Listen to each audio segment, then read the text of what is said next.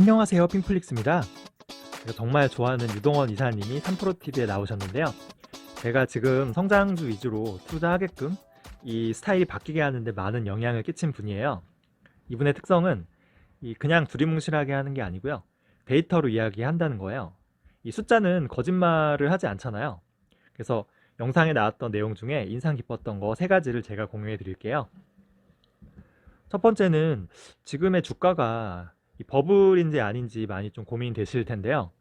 이 최근에 원자재 가격이 좀 많이 오르고요. 그리고 물가도 많이 오르는 거 아니냐. 인플레죠. 그로 인해서 금리도 너무 가파르게 오르는 거 아니냐라는 좀 우려가 많은데요. 이 유동원 이사님은 좀 여러 수치를 예로 들면서 이런 것들이 오르는 거는 일시적인 거다. 이거 결코 장기적인 그런 추세는 아니라는 거죠. 근데 저도 여기에 동의하는 게 우리가 지금 코로나 사태 그 이전을 생각해 보면요. 그때 과연 뭐 이 성장률이 엄청 높거나 뭐 물가가 엄청 많이 오르거나 금리도 또 뭐 엄청 높은 시대가 아니었거든요. 2008년 이후로 이 전 세계는요. 이 저성장에 그리고 디플레이션을 걱정해야 되는 저물가에 거의 제로 금리 저금리 시대였거든요. 심지어 일본은 뭐 30년째 이러고 있죠. 근데 이게 코로나 때문에 경기가 꺾여졌다가 다시 회복되는 과정에서요. 얘가 뭐 일시적으로 성장이 높고 물가가 오를 수는 있겠지만 이게 앞으로도 계속 뭐 고성장, 고물가, 고금리 시대가 된다는 건 얘는 넌센스예요. 지금 중국조차도요. 매년 6% 성장을 장담할 수 없는 그런 시대거든요. 미국은 더 낮죠. 미국이 금리를 올린다고 해도요. 예전처럼 4, 5%는 이제 힘들 거예요. 유동원 이사도 적당한 미국 금리의 그 최고점을 한 1.5에서 2.5라고 보셨거든요. 이게 미국의 10년 국채 금리인데요. 보시면 지난 20년 동안 계속 내려가고 있죠. 금리는 내려갈 수밖에 없어요. 그래서 닷컴 버블 때도 금리가 6%가 넘었고요. 지난 10년 장에서도 최고 높을 때가 3.3%였는데요. 지금 뭐 거의 제로 금리고 아까처럼 올린다고 해도 1.5에서 2.5면은 이 과연 금리 상승을 그렇게까지 우려해야 될까라는 생각이 들죠. 만약에 나는 그래도 원자재 가격이 오르고 또 이 물가가 오르고 금리가 오르는 게 너무 무섭다. 이런 분들은 원자재나 물가가 올라도요. 바로 우리 제품 가격을 그냥 인상할 수 있는, 바로 반영할 수 있는 그런 소비자 파워가 있는 그런 기업에 투자하면 되고요. 또 금리 인상이 걱정되면은 금리가 올라도 이 부채가 적고요. 그리고 이 수익성, 돈 잘 벌고 있어서 별 타격이 없는 그런 기업에 투자하면 되는 거예요. 그래서 이 수익성이 높은 기업을 발굴하는 그 개념 중에 이 갭 분석이라는 게 있는데요. 이게 뭐냐면 기업의 이 ROE에서 그리고 여기서 그 국채, 금리 수익을 빼주는 거예요. 뭐냐면은 이제 ROE는 이제 기업의 수익성이죠. 이 국채 금리는 이 채권의 매력, 투자 매력인데요. 결국 이 기업의 ROE가 높아서 수익성이 높으면 높을수록 이 주식의 투자 매력도 높아지는 거잖아요. 지금 S&P 500의 현재 이 갭은 17.5%인데요. 수익성에서 이 금리를 뺀 거죠. 이거 지금 역사상 최고로 높은 수준이거든요. 과거 18년 동안 무려 1300% 올랐던 이 80년대부터 이 상승장도요. 이 갭이 11%밖에 되지 않았어요. 그러면 진짜 엄청난 거죠, 지금이. 이게 채권 금리가 너무 내려가서 그런 것도 있는데 무엇보다 이 기업의 수익성이 너무 좋아져서 그런 것도 있어요. 기업이 돈을 잘 버니까요. 당연히 주식에 투자하는 매력도 올라가는 거죠. S&P 500 기업의 ROE 평균은 20%거든요. 배당 수익률과 같이 계산하면은 매년 지수가 거의 17%씩 상승할 수 있다는 계산이 나와요. 나스닥 지수는 더 큰데요. ROE는 23%고요. 이제 매년 20%가 넘는 지수 상승을 기대할 수 있다는 거죠. 이게 지수가 이러면은 그 안에 개별 기업은 훨씬 더 상승폭이 크겠죠. 이 기업의 수익성을 ROE가 아니고요. ROIC로 살펴보는 방법도 있는데요. 얘는 기업이 순수하게 이 영업 활동에 투입된 이 자본을 수익성과 비교하는 건데요. 기존의 ROE는 얘는 그냥 순수하게 자본 대비 수익성이잖아요. 그래서 얘는 자본을 줄이기 위해 뭐 자사주 매입을 한다거나 혹은 부채를 엄청나게 끌어쓰면은 이 레버리지로 ROE를 인위적으로 좀 끌어올릴 수 있어요. 근데 ROIC는 진짜 순수하게 영업 관련해서 이 기업의 수익성을 볼 수 있는 좀 지표라고 할 수 있는 거예요. 보시면은 이게 S&P 500 기업들의 ROIC 까만 선이 그리고 이 하늘색 선이 WACC는 이제 그냥 쉽게 말해서 기업의 비용이라 보시면 돼요. 비용은 낮을수록 좋고 이 ROIC는 높을수록 좋겠죠. 근데 지금 최근에 이 수익성 개선되는데 비용은 내려가고 있잖아요. 이 갭이 커지니까 당연히 기업의 전체 수익성은 좋아지겠죠. 섹터별로 보면 좀 다른데요. 금융 섹터와 에너지 섹터는 이 갭이 크지 않죠. 지금 에너지는 오히려 수익성은 내려가는데 비용은 올라가죠. 역전되는 거예요. 절대 투자하면 안 되겠죠. 반면 헬스케어는 뭐 수익성은 완만하게 개선되고 있지만 비용이 가파르게 줄어들고 있잖아요. 그러니까 전체 수익성은 좋아지는 거예요. 즉 전통적인 가치주인 금융이나 에너지는 사실 수익성 개선이 눈에 띄지 않지만 헬스케어는 수익성 개선이 눈에 띄게 좋아지는 게 보이죠.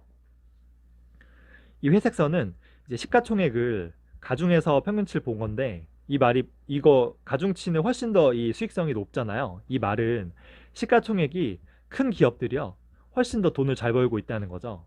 큰 기업이 중소기업보다 지금 수익성이 좋다는 거예요. 제가 가장 좋아하는 테크놀로지 테크 기업들을 보시면은 ROIC가 진짜 놀랍죠. 지금 거의 15년, 20년 동안 엄청나게 올라가고 있어요. 몇 년 전부터는 비용도 줄고 있죠. 그만큼 수익성이 갈수록 좋아지고 있는 거예요. 얘도 이제 시가총액을 가중해서 보면은 수익성이 훨씬 높죠. 보시면은 ROIC가 거의 40에서 50%거든요. 와, 이거 진짜 엄청난 거예요. 역시 테크주도 이 대형 이 IT 기업이 중소기업보다 훨씬 수익성이 좋다는 게 이 그래프로 알 수 있죠. 이건 전체 S&P 500 기업 똑같이 봐도 같은데요. 이게 가중평균한 게 ROE가 훨씬 더 높아지잖아요. 이게 아마 또 애플, 구글, 아마존, 뭐 마이크로소프트, 페이스북 같은 이 빅테크 기업들이 워낙 이익을 많이 내고 있기 때문에 이런 좀 괴리가 생기는 것 같기도 해요. 그래서 유동원 이상 결국 이 정확한 이 데이터를 통해서 이 IT 테크 그리고 이 헬스케어 이쪽 기업들이 돈을 잘 벌고 있음을 보여줬고요. 특히 여기 중에서도 이 대형주 대형 기업들이 중소기업보다 훨씬 더 돈을 많이 벌고 있음을 보여준 거예요. 숫자로 딱 나오잖아요. 그리고 이 격차는 계속 커지고 있죠.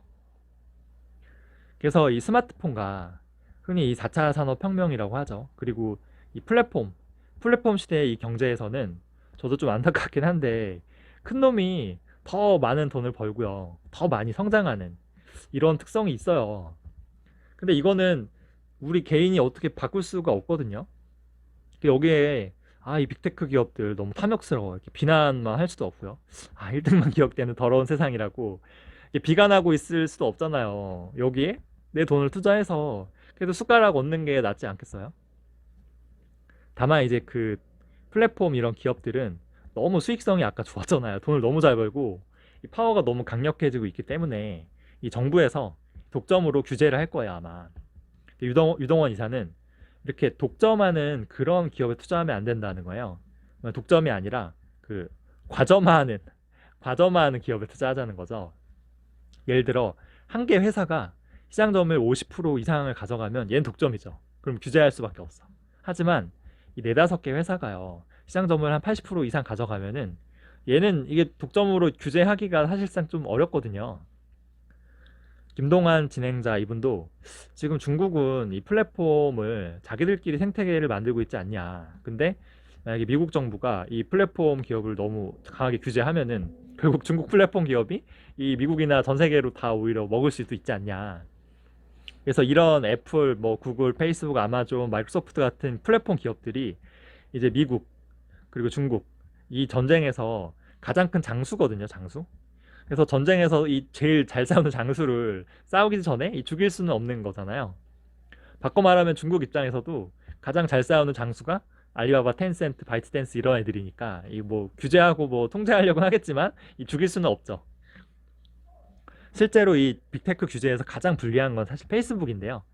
이 주커버그가 이제 청문회에서 야 우리 독점 아니다. 왜냐하면 우리도 지금 글로벌 시장에서 틱톡 같은 이제 중국 플랫폼과 정말 치열하게 경쟁하고 있다. 우리도 지금 힘들다라는 식으로 항변하기도 했는데요. 또 뭐 같은 비슷한 개념이라고 볼 수 있죠. 결론적으로 유동원 이사는 성장주에 투자하자. 지금 가치주보다 성장주가 훨씬 매력적이다. 근데 성장주에서 보시면은 반도체랑 신재생 에너지랑 바이오 헬스케어 이 세 가지 섹터인데요. 아까 얘기했던 정말 그 대형 큰 기업들, 대형 IT 테크 기업들은 그 플랫폼 기업들은 빠져 있어요. 보시면은 유동원 이사는 플랫폼 기업보다는 퀄컴이나 AMD나 뭐 엔비디아나 인텔 같은 이 반도체 기업들을 더 좋게 보는 것 같아요. 아까 뭐 네다섯 개 업체가 80% 과점화하는 얘기했던 것도 사실 반도체 기업에 가깝거든요. 그래서 뭐 SOXX나 SMH나 이런 반도체 ETF도 추천하시기도 했어요.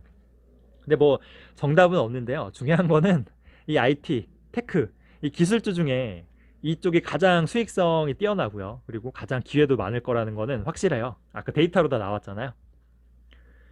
그 세 가지 핵심 테마 중에서 이 신재생 에너지는 다른 쪽은 다 선진국, 그러니까 미국을 좀 강하게 비중을 가져가라고 하셨는데 이 신재생 에너지만큼은 미국보다 중국을 좀 보라고 하셨어요. 이 이유는 이 그래프 한 장으로 설명이 되는데요. 이 까만색이 중국이에요. 그리고 여기 맨 밑에 있는 하늘색이 미국인데 격차가 너무 심하죠. 미국은 거의 뭐 보이지도 않죠. 그래서 이 태양광 관련해서 이 중국을 미국이 따라가기가 쉽지 않을 것 같아요. 이게 트럼프 대통령이 지난 4년 동안에 이 텍사스 주에 전통적인 에너지 기업들이 몰려 있는데 이 표를 받아야 되니까 트럼프 대통령이 이 신재생 에너지에 이 투자 타이밍을 놓쳤다는 거죠. 어찌 보면 이 표를 중요시하는 민주주의의 한계이기도 하는데 지금 미국이 중국의 어떤 신장 지역에 태양광 패널 엄청 때리고 있거든요. 이것도 어떻게 보면 좀 시비를 거는 거죠. 이제 중국이 너무 앞서가니까. 근데 아무리 이렇게 시비 걸고 방해해도 태양광 관련해서는 이 중국의 성장을 막기가 좀 쉽지 않아 보여요. 사실 풍력 관련해서도요. 풍력 관련해서 정말 좋은 기업들은 유럽에 또 많거든요. 그러니까 미국은 지금 풍력이나 태양광이나 다 좀 타이밍을 좀 많이 놓치는 거예요. 그래서 저도 신재생 에너지 포트폴리오에서 미국이 20%, 그리고 중국이 60%인데요. 이 정도가 맞는 것 같아요. 근데 이거는 그 태양광 패널, 그리고 풍력 터빈, 이런 그 하드웨어 관련 기업 얘기고요. 이 미국은요, 이 소프트웨어가 정말 강하잖아요. 그래서 저는 정말 이 신재생 에너지에서 꼭 이런 하드웨어 말고도 이런 소프트웨어, 특히 뭐 AI나 이 빅데이터나 특히 이런 에너지를 관리하고 매니지먼트하는 이런 거 관련해서 정말 기회가 있을 거라고 보거든요. 여기서는 미국 기업도 괜찮을 것 같다. 특이한 점은 그 현금 비중을 지금 0%라고 하세요. 지금 현금은 진짜 쓰레기다 말 그대로 갖고 있으면은. 그리고 채권도 0%. 채권 비중 없죠. 왜냐하면 금리가 오르면 채권 수익률 마이너스 되니까. 그리고 특이한 거는 이 금은 특히 가상화폐 등 대체자산이 10%예요. 그래서 가상화폐가 있다는 게 좀 눈에 띄죠. 물론 이건 유동원 이사님의 포트폴리오고요. 이 자신의 포트폴리오는 나의 투자 성향, 그리고 투자할 수 있는 기간, 그리고 나의 그 재무 상황에 맞게 자기가 스스로 잘 분배해야 되니까요. 이건 그냥 참고만 했어요, 참고. 제가 세 줄 요약하면요. 지금 아직 그렇게 거품은 아니다. 이 숫자로 확인하자. 기업들이 수익성이 지금 너무 좋다는 거죠. 금리와 비교해보면 너무 매력적인 구간이다. 특히 성장주가 너무나 수익성이 좋은데 그 중에서도 이 IT 기술주와 이 헬스케어가 좋고 이 중에서도 이 대형 큰 기업들이 정말 돈을 잘 벌고 있다. 그리고 이 신재생 에너지도 꼭 투자해야 되는 분야인데 여기서는 미국보다 이 태양광은 중국, 그리고 풍력은 유럽 쪽 기업이 조금 더 좋은 것 같다. 준비한 내용 여기까지고요. 계속 좋은 영상 만들도록 노력할게요. 좋아요와 구독 꼭 눌러주세요.